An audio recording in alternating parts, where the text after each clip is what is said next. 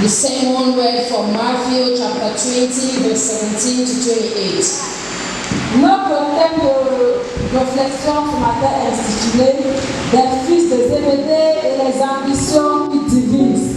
And today's theme is the sons of Zebedee and their devised ambitions. Alors nous pouvons notre verset de méditation dans l'évangile de Jésus-Christ selon Matthieu en son chapitre 20, les versets 20 et le verset 21. And our meditation verse is drawn from Matthew chapter 20, verses 20 and 21. Alors, la mère des filles de Zébédée s'approcha de Jésus avec ses fils et se prosterna pour lui faire il lui dit, que veux-tu? Ordonne-lui, dit-elle, que mes deux fils que voici soient aussi dans ton royaume, l'un à ta droite et l'autre à ta gauche.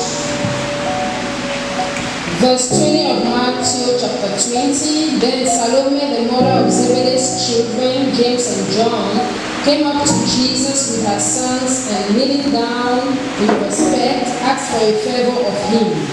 And he said to her, what do you wish? She answered him, command that in your kingdom these two sons of mine may sit, one on your right and one on your left. Bien-aimés, nous allons au premier point qui sera notre contexte. So we're going to begin with a big one. We're going to situate the context of today's message. Notre contexte se situe à partir du livre de Matthieu, dans le chapitre 16. And the context is way back in Matthew chapter 16. Où Jésus déjà annonce sa mort prochaine. Where Jesus announced his soon-to-be death. Et cela se poursuit par un nombre de paraboles et des miracles de guérison. Which was followed by a number of parables he told his disciples as well as miracles. Au chapitre 20, bien-aimé, au verset 20 et 21, il est dit, alors la mère des filles de Zébédée s'approcha de Jean avec ses fils et se prosterna pour lui faire une demande. Alors il lui dit, que veux-tu? Ordonne-lui, dit-elle, que mes deux fils que voici soient assis dans le royaume, l'un à ta droite et l'autre à ta gauche.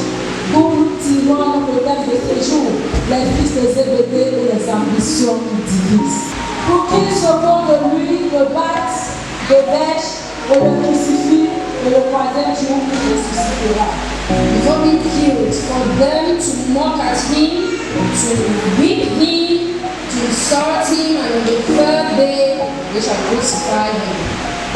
Alors, frères et sœurs dans le Seigneur, la parole de Dieu nous dit dans le verset 17 que Jésus monte à Jérusalem.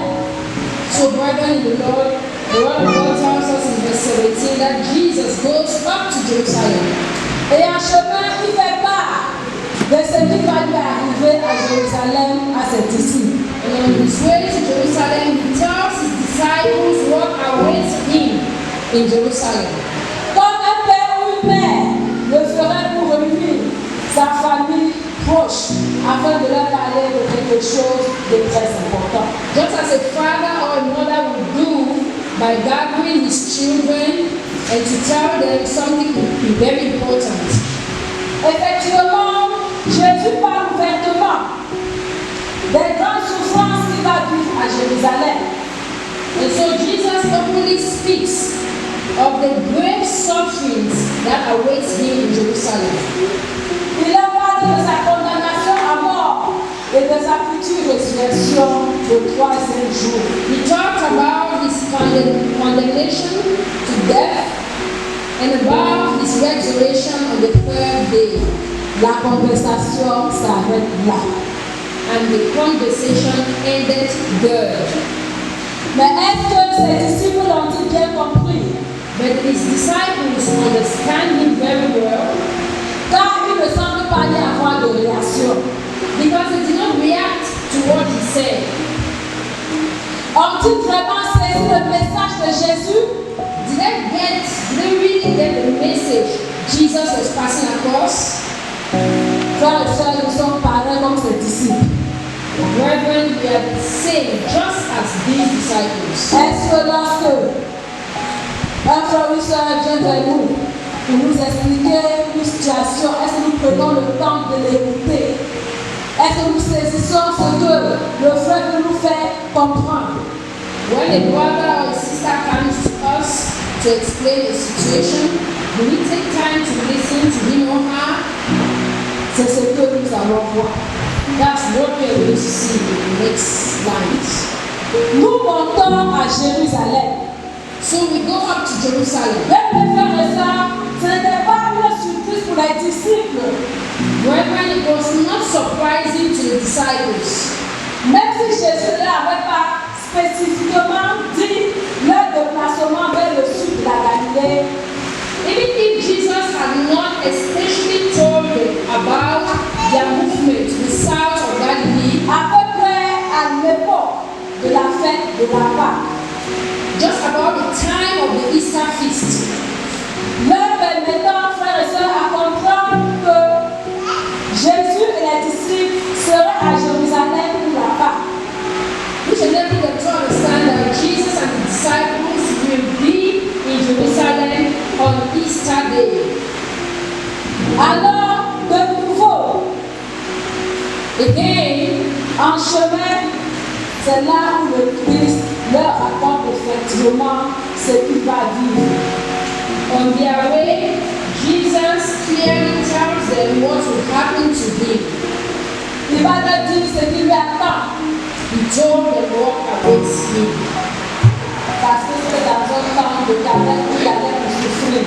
Because it was in the time of fasting, Lent, which a time Maintenant, in which Jésus he was going to n'a suffer. aucune relation pour les disciples par rapport au message que Jésus veut leur faire comprendre. But there was no reaction from the disciples. Même bien quand Jésus a dit, le Fils de l'homme sera livré, aucune réaction de la part des disciples. No reaction as to what they heard Jesus say. Even when he told them that the Son of Man is going to be delivered into the hands of pagans. Les disciples ne l'écoutaient pas, bien aimés, parce que The disciples were not listening. ils étaient tellement focalisés sur le fait que Jésus allait établir un royaume politique. They were not paying attention to Jesus because their minds were occupied with the fact that Jesus was going to establish a political kingdom. Et ces paroles du Seigneur étaient complètement contraires à cette anticipation. Whereas Jesus' words were contrary to their thoughts and anticipations. Nous devons, bien aimés, savoir que la mère des Zébédée était un membre régulier du groupe des disciples qui accompagnaient Jésus dans son implantation, son implication autant pour moi dans les idées ambitieuses de ses fils, les guerres surprenantes. Bien aimés, en tant que parents, nous voulons le meilleur pour nos enfants. Best for our Nous voulons children. que nos enfants occupent des grands postes, n'est-ce pas? We want our children Nous to voulons voir nos be enfants positions. réussir, n'est-ce pas? Parce que la parole de Dieu dit que un enfant n'est pas fait pour le malheur de la mère. Because the word of Un God says enfant that procure de la joie. a child.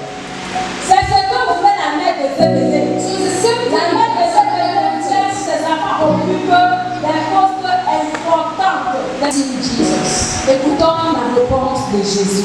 Let us listen to the answer. Jésus répondit, vous ne savez ce que vous demandez. Pouvez-vous boire la coupe que je dois boire? Ceci est la réponse. Et en même temps, une question de la part du Seigneur. Les fils répondent, oui, nous pouvons, Seigneur. Cette réponse de la part des fils de Zébédée semble quelque peu hâtive. Alors Jésus Seems répond, right to the question. qu'ils ne comprennent pas très bien ce qu'il veut dire par là.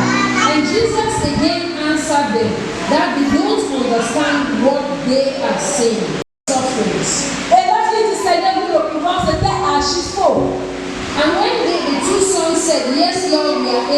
That was a fat lie. Un exemple tout court. Lorsqu'ils vont à la montagne Gethsémanée pour prier, c'est un même disciple, c'est-à-dire que, y compris, les deux frères n'ont pas pu tenir 1 heure de temps de prière. And this is proof that they were lying. When they went up to Gethsemane to pray, in just a little while, all the disciples, including this same John and James, had dozed off. Et là, tous se sont dispersés. And when Jesus was being arrested, all of them ran away. Lui était encore bien allé jusqu'à la crucifixion. Better again, Peter, who accompanied Jesus right up to Il dit que l'homme ne pouvait pas participer aux véritables souffrances du Seigneur. This is to tell us that a normal human could not bear the suffering that Christ. Nous ne pouvons suivre Christ dans sa coupe et dans son baptême qu'après avoir été revêtus de l'esprit de la Pentecôte. Alors, les autres disciples, les 10 autres bien-aimés, sont indignés à l'égard des deux frères. Peut-être partagent-ils les mêmes ambitions. Alors Jésus les appelle tous. Il les appelle tous autour de lui. Il veut graver dans leur esprit un enseignement que seule la foi peut saisir. Car il est en contraste absolu avec l'esprit du monde. Bien-aimés, les nations sont dominées par des jeunes ambitieux. Chacun dans ce monde cherche à s'élever. Bien-aimés, la suite vous pouvez lire toujours dans ce même livre, dans ce passage. Alléluia. Amen. Dans notre monde, ceux qui se comportent en grand seigneur ou qui exercent l'autorité sont considérés comme des gens importants. Mais Jésus dit ici que dans le royaume des cieux, la grandeur n'est pas mesurée d'après l'autorité que l'on exerce sur les autres. Mais d'après le don de soi, les croyants ne doivent pas essayer d'atteindre les sommets pour exercer leur autorité pour leur pouvoir. Ils sont plutôt appelés à donner leur vie pour aider les autres. Jésus dit, il n'en sera pas de même au milieu de vous, mais quiconque veut être parmi vous, qu'il soit votre serviteur. Et quiconque veut être le premier parmi vous, qu'il soit votre esclave. C'est ainsi que le Fils de l'homme est venu, non pour être servi, mais pour servir et donner sa vie comme la rançon de plusieurs. Le terme rançon vient de sous-entendre depuis que l'homme paye pour obtenir la liberté des autres. Alors, pour terminer avec un message bien-aimé, en tant que des femmes, puisque aujourd'hui nous célébrons la journée internationale de la femme, donc nous célébrons le droit de la femme. En tant que femmes, frères et sœurs, nous ne devons pas rechercher nos propres intérêts. Nous ne devons pas avoir des ambitions qui divisent. Nous voyons des femmes qui dans l'église sont toujours là pour diviser les fidèles. Dans le quartier, c'est nous qui divisons les voisins, le voisinage, on peut dire. Partout nous sommes dans la famille, nous sommes les diviseuses.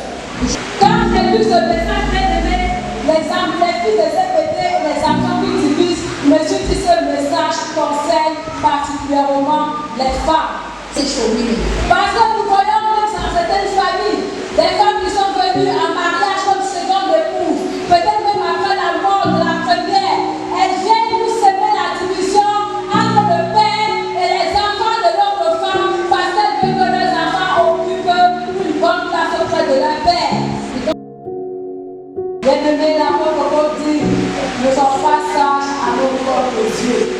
Alors cherchons toujours à marcher comme Jésus pour faire la volonté de notre Père et non de faire notre propre volonté.